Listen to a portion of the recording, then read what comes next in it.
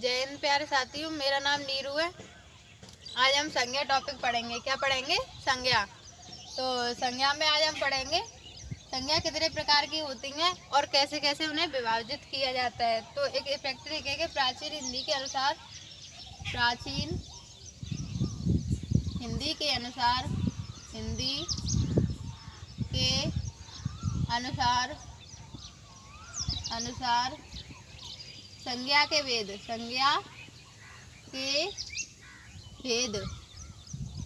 कितने हैं? 5। इधर एक और कौन से है? नंबर 1 व्यक्तिवाचक संज्ञा।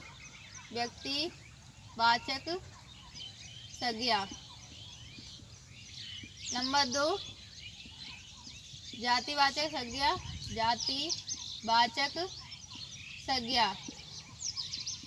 नंबर 3 है भाववाचक संज्ञा।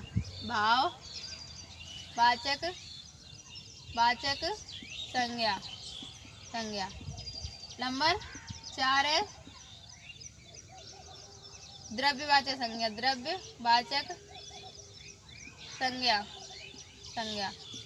नंबर 5 है समूहवाचक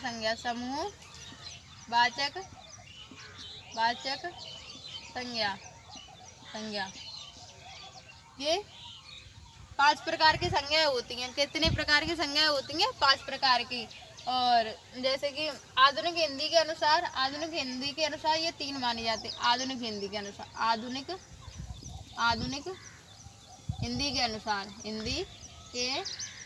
ये 3 होती हैं ऊपर वाली, ठीक है। और ये 2 नहीं होती आधुनिक हिंदी के अनुसार। और प्राचीन हिंदी के अनुसार 5 होती हैं। तो अब हम एक एक करके पढ़ेंगे कौन कौन सी संज्ञा कैसे होती हैं, ठीक है। तो नंबर 1 पे डालेंगे व्यक्तिवाचक संज्ञा। और नंबर 1 पर डालेंगे व्यक्तिवाचक संज्ञा। नंबर 1 व्यक्तिवाचक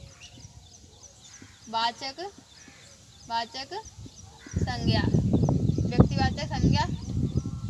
वैसे तो किताबी भाषा की इसकी थ्योरी बहुत बड़ी है, पर मैं अपनी भाषा में इसकी थ्योरी निकलवा दूंगी जिससे आपको आसानी से समझ में आ सके हमें व्यक्तिवाचक संज्ञा पहचाननी कैसे है, ठीक है। जो दुनिया में अकेली हो,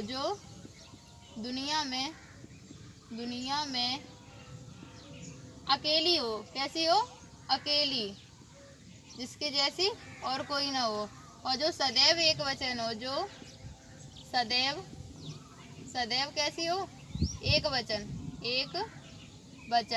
अब इसके उदाहरणों से समझेंगे ये कैसे होते हैं। जैसे उदाहरण देखेंगे इसके। जैसे हिमालय है ना, जो दुनिया में कैसा है? एक। हिमालय।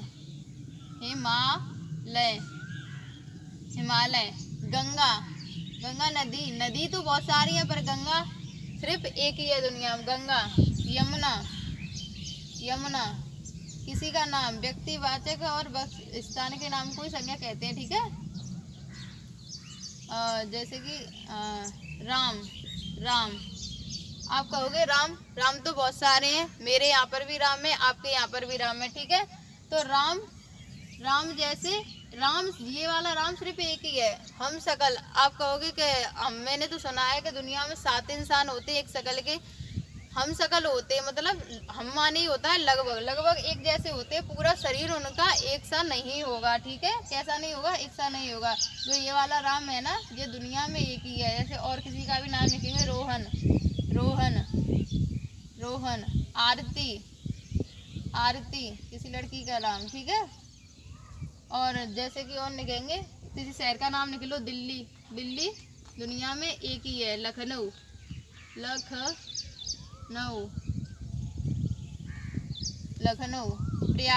प्रयागराज ये दुनिया में अकेली। और इनका बहुवचन नहीं बन सकता। क्या राम का आप बहुवचन बना सकते हैं? राम में कर सकते हैं? नहीं, क्योंकि राम का बहुवचन बनेगा ही नहीं। जो दुनिया में एक हो और जिनका बहुवचन नहीं बन सकता, वही व्यक्तिवाचक में होते हैं। आप भी एक आध उदाहरण लिख के दिखाएं, ठीक है, कमेंट बॉक्स में व्यक्तिवाचक के। आपको यह व्यक्तिवाचक समझ में आई होगी।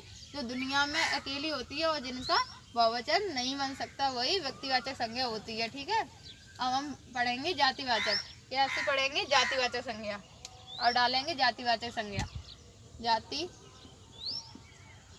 जाति वाचक संज्ञा, संज्ञा, जातिवाचक संज्ञा।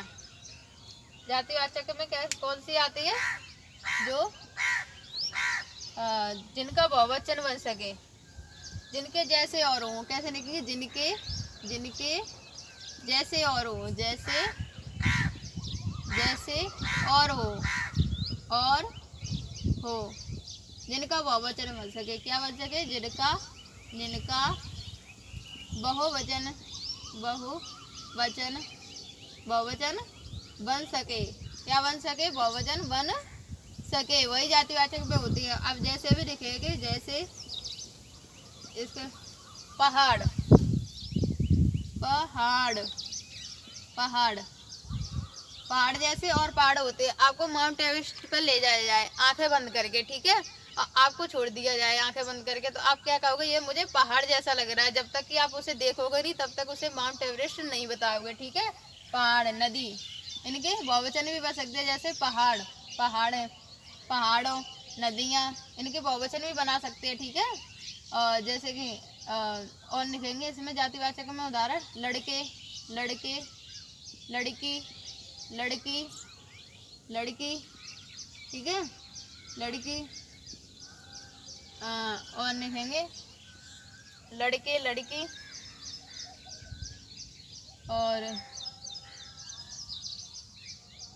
और कौन सा उदाहरण लिख सकते हैं जिसका बहुवचन बन सकता है?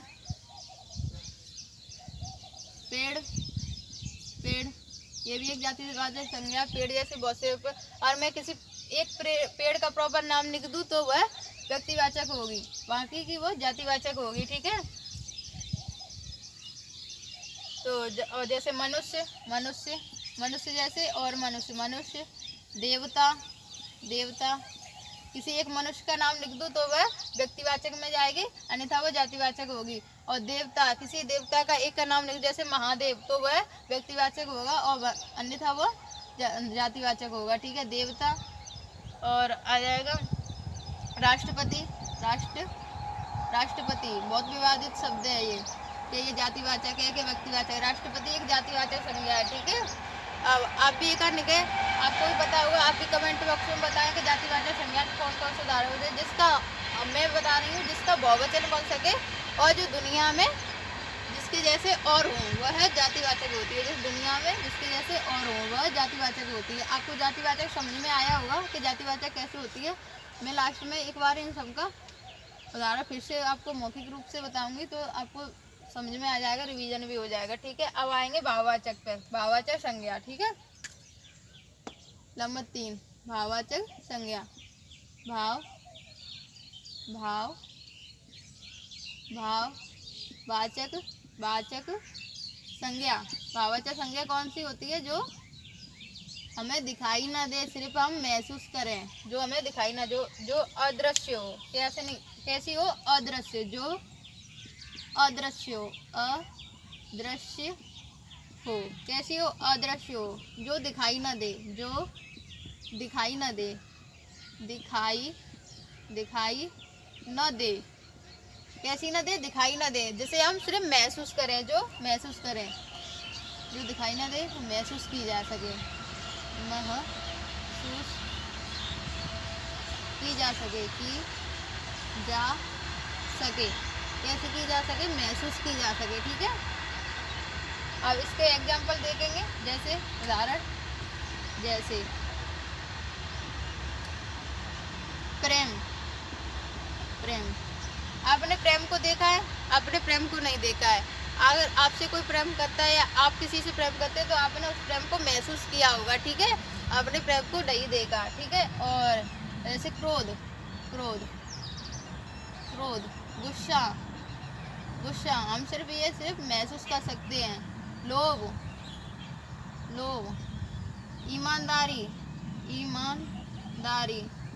हर कोई व्यक्ति ईमानदार है तो आपने उसकी ईमानदारी महसूस की होगी, ना कि उसे हाथ में पकड़ के देखा होगा कि इसकी ईमानदारी कैसी है, ठीक है। ईमानदारी, बेईमानी, बेईमानी, बेईमानी, ठीक है, बेईमानी। और भी इसके उदाहरण है, जैसे ईमानदारी, बेईमानी, और सुख दुख, सुख दुख, दुख सुख, सुख। आपने ये सब महसूस किए होंगे, नहीं देखे होंगे। ऐसे पेपर में आते हैं, ये दे देगा कि ईमानदारी में कौन सी संज्ञा है, तो आपको भाववाचक संज्ञा लगानी है। ईमानदारी में कौन सी संज्ञा है? भाववाचक। ठीक है, आपने ये सब महसूस किए होंगे, ना कि देखे होंगे। आप इन सबको महसूस कर सकते हैं। ठीक है, आपने ये देखे नहीं होंगे, क्योंकि भाववाचक संज्ञा सिर्फ महसूस की जा सकती है, हमें दिखाई नहीं देती, क्योंकि ये अदृश्य होती है। ठीक है, आपको ये समझ में आ रहा होगा कि भाववाचक संज्ञा कौन कौन सी होती हैं और कैसे हम इन्हें पहचान सकते हैं। ठीक है, जिसे हम हाथ में पकड़ नहीं सकते, सिर्फ महसूस कर सकते हैं। क्रोध, लोभ, मोह, ये सब भाववाचक संज्ञा है। प्रेम, घृणा, और भी आप उदाहरण लिख सकते हैं। आप लिखेंगे समूहवाचक संज्ञा। कौन सी संज्ञा? समूहवाचक संज्ञा। समूहवाचक संज्ञा। अब मैं लिखूंगी समूहवाचक संज्ञा नंबर 4। समूह वाचक, वाचक संज्ञा। कौन सी? समूहवाचक संज्ञा। समूहवाचक संज्ञा में क्या क्या होता है? जो बहुत से लोगों से मिलकर बनी हो, जैसे कि इसके सीधे उदाहरण लिखेंगे परिवार। परिवार, परिवार। परिवार में कैसी संज्ञा है? समूहवाचक। परिवार एक व्यक्ति से तो बनता नहीं, बहुत सारे सदस्य होते हैं हमारे परिवार में, तभी हम उसे परिवार बोलेंगे। परिवार। गिरोह, गिरोह, गिरोह। दल, दल। सेना, सेना। गुच्छा, गुच्छा। संसद, संसद। पुलिस, पुलिस बहुत विवादित शब्द है कि ये पुलिस किस में आएगा, तो ये समूहवाचक में होता है। जब बहुत सारी पुलिस को मिलाकर पुलिस का समूह बोलेंगे, तो मतलब उसे ही भाववाचक में, समूहवाचक में रखेंगे। ठीक है, पुलिस। और इसके हो जाएंगे आर्मी, आर्मी, आर्मी। कहने का मतलब ये है, जो बहुत सारे लोगों से मिलकर बने उसे ही समूहवाचक कहते हैं। ठीक है, दल, दल तो लिख ही दिया, दल।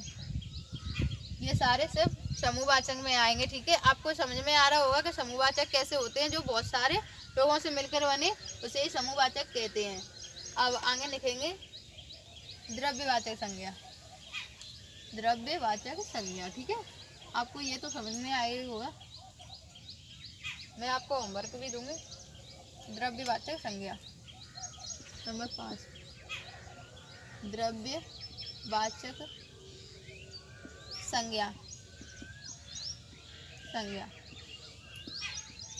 इसमें पदार्थ की तीनों अवस्थाएं आती हैं, ठोस, द्रव, गैस। ठीक है, जैसे कि इसमें लिखेंगे जो मापा या तौला जा सके, जो मापा या तौला जा सके। क्या किया जा सके? तौला जा सके, जा सके। जो मापा या तौला जा सके, जैसे, जैसे दूध, दूध को हम माप सकते हैं। दूध, तेल, पानी, घी, लोहा, लोहा, सोना। ये सोने वाला सोना नहीं है, ये सोना पहनने वाला सोना। चांदी, चांदी। ये सारे उदाहरण इसमें आ जाएंगे। आदि। आप भी और निकले। ठीक है, अब जैसे दूध को हम नाप सकते हैं, तेल को भी हम जैसे मापा या तौला जा सके उसे क्या बोलेंगे? द्रव्यवाचक संज्ञा। ठीक है, उसे क्या बोलेंगे? द्रव्यवाचक संज्ञा। उम्मीद है आपको ये सब समझ में आ रहा होगा कि द्रव्यवाचक कौन सी होती है, समूहवाचक कौन सी होती है, जातिवाचक कौन सी होती है, और व्यक्तिवाचक कौन सी होती है। ये 5 संज्ञाएं आपको समझ में आई होंगी। अगर आपको समझ में ना आए तो मुझे कमेंट करके जरूर बताएं, कोई गलती हुई हो इसमें तो। और वैसे मैं पूरी कोशिश कर रही हूँ कि आपको क्लास में समझ में आ जाए कि मैं थोड़ी थोड़ी ऐसी थ्योरी लिखवा रही हूँ जिससे आप पहचान सकें कि जिसे हम माप सकते हैं, तो सकते हैं, तो वह द्रव्यवाचक हो सकती है। ठीक है, अब लिखेंगे भाववाचक का निर्माण। भाववाचक संज्ञा कितने प्रकार से बन सकती है? भाववाचक संज्ञा कितने प्रकार, ये निरी बार पेपर में आया है कि भाववाचक संज्ञा कितने प्रकार से बन सकती है, तो 5 प्रकार से बनती है भाववाचक संज्ञा। ठीक है, अब यहाँ डालेंगे भाववाचक का निर्माण। भाव वाचक संज्ञा का निर्माण। संज्ञा, संज्ञा का निर्माण, भाववाचक संज्ञा का निर्माण। ठीक है, कितने प्रकार अब मैं नंबर 1 करके ऐसे लिखूंगी। नंबर 1, क्रिया से, क्रिया से भी भाववाचक संज्ञा बनाई जा सकती है। क्रिया से, जातिवाचक से, जाति से, जाति वाचक से, वाचक से भाववाचक बनाना। ठीक है, नंबर 3 पे डालेंगे, नंबर 3 पे डालेंगे विशेषण से, विशेषण, विशेषण, विशेषण से, विशेषण से।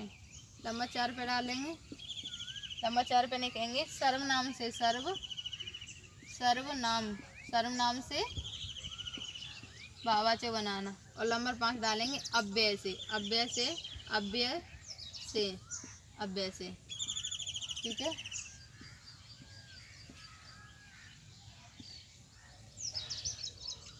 क्रिया, क्रिया क्या होती है जिसके पीछे ना लगा हो, सजना, सजना, सजना, सजना से भाववाचक बन जाएगी सजावट, सजावट, जिसे हम महसूस कर सकते हैं। आप कहें मैंने तो सजावट देखी है, वो फूल वूल लगे देखे होंगे, पर उसे आपने महसूस किया होगा कि यहाँ पर फूल कम है, यहाँ पर ज़्यादा है। सजावट, सजावट, सजावट। ठीक है, और जातिवाचक से जैसे बच्चा, बच्चों जैसे और बच्चे होते हैं तो हम उसे जातिवाचक में रखेंगे बच्चा, बच्चा, बच्चा से भाववाचक बनेगी बचपन, बचपन। आप कहेंगे बचपन तो मैंने देखा है, मेरे घर पे भी छोटे छोटे बच्चे हैं। बचपन, बचपन उसकी एक अवस्था है, आपने उस बचपन को महसूस किया है, आपने उसके बचपन को पकड़ के नहीं देखा है। अगर आप पकड़ सकते हो तो उसके बचपन को हमेशा के लिए पकड़ के रख सकते हैं। ठीक है, तो हम महसूस कर सकते हैं। विशेषण, विशेषण से बनता है, विशेषण से लिखेंगे हम एक उदाहरण लिखेंगे विशेषण का, बूढ़ा, बूढ़ा। अभी आपने विशेषण पढ़ा नहीं है तो आपको समझ में कैसे आएगा कि हम विशेषण को बूढ़ा में क्यों रख रहे हैं। ठीक है, बूढ़ा को विशेषण में क्यों रख रहे हैं। ठीक है, तो मैं जब आपको विशेषण पढ़ाऊंगी तो आपको बताऊंगी, फिर भी मैं बता दे रही हूँ कि विशेषण वो होते हैं जिनके पीछे कोई व्यक्ति लग जाए। मतलब ये मेरी परिभाषा है, जिसके पीछे व्यक्ति लग जाए, जैसे बूढ़ा व्यक्ति, बूढ़ा आदमी कुछ लग जाए तो उसे विशेषण कहते हैं। तो बूढ़ा से बनेगा बुढ़ापा, बुढ़ापा भाववाचक संज्ञा है, बुढ़ापा, बुढ़ापा, बुढ़ापा कैसी है, भाववाचक संज्ञा है। आप कहेंगे कि बुढ़ापा भाववाचक संज्ञा कैसी है, भाववाचक संज्ञा। हमने तो देखा है बुढ़ापा, हमारे दादाजी बहुत बूढ़े हैं, आपने उनकी अवस्था देखी है पर आपने उनका बुढ़ापा नहीं देखा है, आपने उनका बुढ़ापा सिर्फ महसूस किया, आप उसे महसूस ही कर सकते हैं, आपको लगता होगा। और सर्वनाम होते हैं अपनापन, अपना, अपना से बन जाएगा, अपना से बन जाएगा भाववाचक संज्ञा इसकी बनेगी अपनापन, अपनापन। आपने किसी के प्रति अपनापन महसूस किया होगा कि ये हमारा अपनायक है या पराया, अपनापन। कैसा है, अपनापन। अपना से क्या बनेगा, अपनापन। अव्यय, अव्यय वो होते हैं जो टूट नहीं सकते, जिनका खंडन नहीं किया जा सकता। जैसे निकट, निकट को आप तोड़ नहीं सकते, निकट, निकट, निकट से बन जाएगी भाववाचक संज्ञा निकटतम, निकटतम, निकटतम। ठीक है, उम्मीद है आपको ये सब समझ में आए होंगे कि क्रिया से हमें भाववाचक संज्ञा कैसे बनानी है, जातिवाचक से हमें भाववाचक कैसे बनानी है, और विशेषण से हमें भाववाचक कैसे बनानी है। उम्मीद है आपको ये सब समझ में आ रहे होंगे, सर्वनाम से और अव्यय से। ठीक है, भाववाचक संज्ञा 5 प्रकार से बन सकती है। ये निरी बार पेपर में पूछा गया है कि भाववाचक संज्ञा कितने प्रकार से बन सकती है, तो 5 प्रकार से। कभी कभार तो 4 ऑप्शन इसमें से दे देगा और एक अदद दे देगा, तो आपको वही पहचानना है। ठीक है, और दे देगा। अब डालेंगे क्रियार्थक संज्ञा। अब क्या डालेंगे, क्रियार्थक संज्ञा। हेडिंग बनाएंगे क्रियार्थक संज्ञा, क्रियार्थक संज्ञा। क्रियार्थक संज्ञा कौन सी होती है, जो हमारे फायदे की बात बताएं, जो हमारे फायदे की बात बताएं। ऐसे निकलेंगे जिससे हमें पहचानने में आसानी हो। हमें किताबी भाषा नहीं लिखनी, हमें बस इतना लिखना है कि हम पेपर में देखें और पहचान लें ये कौन क्या चीज़ है, जो हमारे फायदे की बात बताए, फायदे की बात बताए, बात बताए। ठीक है, इसके एग्जाम्पल लिखेंगे टहलना स्वास्थ्य के लिए अच्छा है। टहलना टहलना टहलना स्वास्थ्य स्वास्थ्य के लिए अच्छा है। टहलना कैसा है? स्वास्थ्य के लिए अच्छा है। ये हमारे फायदे की बात हुई ना। अब बताइए, ये हमारे फायदे की बात हुई ना, टहलना स्वास्थ्य के लिए अच्छा है। और इसमें एक और उदाहरण लिखेंगे, घूमना काफी अच्छा होता है। घूमना घूमना काफी अच्छा होता है। अच्छा होता है। कैसा होता है? घूमना काफी अच्छा होता है। ये हमारे फायदे की बात हुई ना। जिसमें हमारे फायदे की बात हो वही क्रियार्थक संज्ञा है। ठीक है, आपको समझ में आई होगी। बहुत छोटी छोटी थ्योरी निकलवा रही हूँ जिससे आपको जल्दी से पता चल जाए कि हमें पहचानना कैसा है, क्योंकि पेपर में हमें इतना टाइम नहीं मिलेगा कि हम किताबी भाषा याद करें कि उसमें कैसे निकालता। हमें बस अपना क्वेश्चन सही करना है कि हमारा क्वेश्चन सही हो जाए, हमारे नंबर बन जाए। बाकी से हमें कुछ मतलब नहीं है। हमने कहेंगे व्यक्ति के आधार पर संज्ञा के भेद। व्यक्ति के आधार पर व्युत्पत्ति के आधार पर संज्ञा के भेद कितने होते हैं? 3। कितने होते हैं? 3। व्युत्पत्ति के आधार पर संज्ञा के कितने भेद होते हैं? 3। नंबर 1 डालेंगे, रूढ़ शब्द।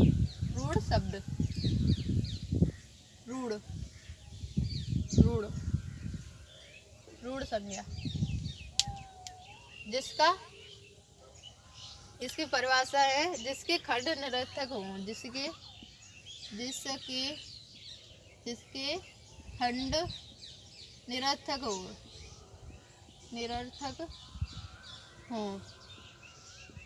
मतलब जिनके खंड करने पर कोई हमें लाभ ना मिले। मतलब जिसके खंड करने पे हमें कोई लाभ ना मिले। जैसे कान। अब का को हम अगर निकले का और ना को अगर निकले तो इसका कोई अर्थ है नहीं। इसका अर्थ है जिसका अर्थ ना हो। ठीक है, कान। आँख, मुंह, नाक। ठीक है, ऐसे शब्द आते हैं। जैसे उसमें पेपर में पूछ लेगा कान में कौन सी संज्ञा है, तो आपको उसमें ऑप्शन में दिया होगा रूढ़ संज्ञा, तो आपको रूढ़ ही लगानी है। ठीक है, ऐसे होते हैं। अब नंबर 2 पे लिखेंगे यौगिक संज्ञाएं।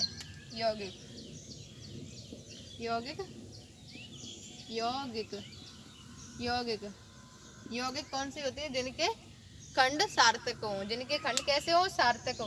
जिनके खंड सार्थक हो। जिनके खंड कैसे हो? सार्थक। जिनके खंड सार्थक हो। जैसे कि उदाहरण में लिखेंगे रसोई घर। अब रसोई घर से हमें पता चलेगा कि इन दोनों का मतलब है। रसोई का भी मतलब है और घर का भी मतलब है, जिनके दोनों के मतलब निकल सके। रसोई घर।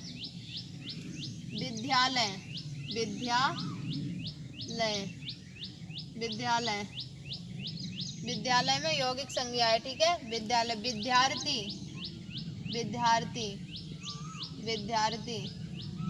ठीक है, ये सब आ जाएंगे। विद्यालय, विद्यार्थी। पुस्तकालय, पुस्तकालय दोनों का मतलब है। जिनके दोनों का मतलब हो वही यौगिक शब्द होते हैं। ठीक है, अब आएगा योग रूढ़। अब मैं इसे मिटा दूं, आपको समझ में आ रहा होगा कि रूढ़ शब्द कौन से होते हैं? जिनका खंड निरर्थक हो। ठीक है, जिन्हें हम अगल करेंगे, का को अगल करेंगे, ना को अगल करेंगे, कोई हमें लाभ नहीं मिलेगा, क्योंकि इन दोनों का अर्थ कुछ नहीं होगा। और यौगिक शब्द वो होते हैं जिनका खंड सार्थक हो। जैसे रसोई घर। रसोई को अगर निकलेंगे, घर को अगर निकले तो रसोई का भी एक मतलब है और घर का भी एक मतलब है। विद्यालय, विद्याधन आलय। विद्यालय के लिए घर, विद्यालय का घर, विद्यालय। विद्यार्थी और पुस्तकालय, सबका अगल अलग करने पर हमें सबका अर्थ मिल जाएगा। ठीक है, अब लिखेंगे योग रूढ़ शब्द।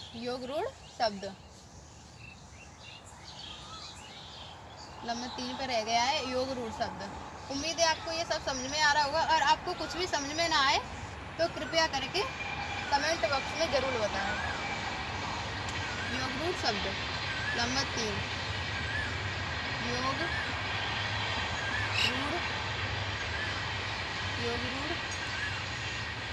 शब्द, योग रूढ़ संज्ञा कौन सी होती है? जो एक तीसरे अर्थ का बोध कराएं। जो किसका बोध कराएं? जो एक तीसरे अर्थ का बोध कराएं।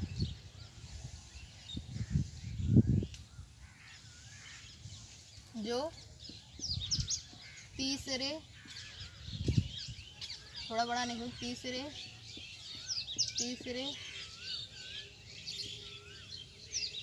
अर्थ का बोध कराएं। अर्थ का बोध कराएं। कैसा बोध कराएं? जो तीसरे की ओर इशारा करें, बोध कराएं।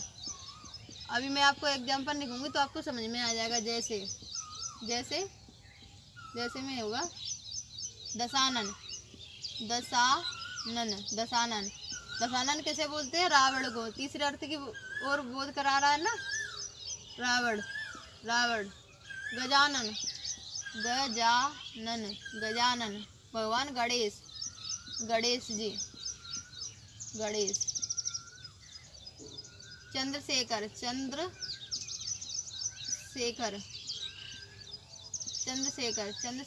हो जाएगा महादेव, भगवान शिव। जिनके सिर पर चंद्रमा है उन्हें चंद्रशेखर बोलते हैं, जो चंद्रमा को धारण किए हुए हैं। ठीक है, उम्मीद है आपको ये सब समझ में आया होगा। तो हमारी संज्ञा की क्लास यही खत्म होती है।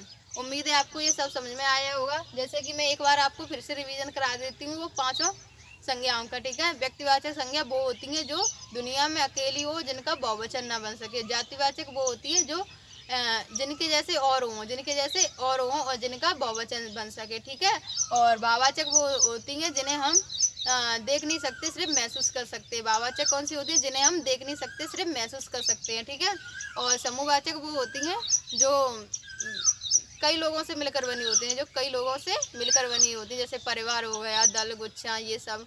और द्रव्यवाचक वो होती हैं जिन्हें हम माप और तौल सकते हैं। ठीक है, उम्मीद है आपको ये सब समझ में आई होगी संज्ञा।